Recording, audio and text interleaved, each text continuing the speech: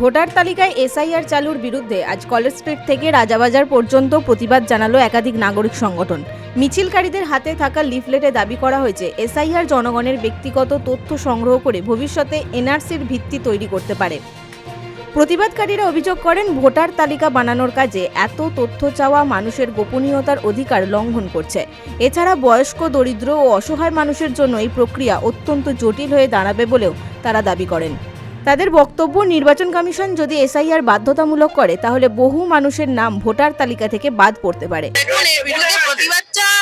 এই কারণে তার কারণ হচ্ছে ইলেকশন কমিশন যখন বলছে আমাদেরকে যে তারা ভোটার তালিকা রিভিশন করছে, তারা স্বচ্ছ ভোটার তালিকা তৈরি করার চেষ্টা করছে, সেখানে একটা প্রশ্ন চিহ্ন এসে দাঁড়ায়। তার কারণ হচ্ছে যে আমি এই ভারতবর্ষের নাগরিক, আমি ভারতবর্ষের একজন ভোটার, এবং আমাকে যদি আমি ভারতবর্ষের যে ভোটার সেটা যদি আমাকে প্রমাণ করতে হয়, তার জন্য আমার ঠাকুমার ক্লাস 10 এর সার্টিফিকেট কেন চাই, আমার মায়ের পাসপোর্ট কেন চাই?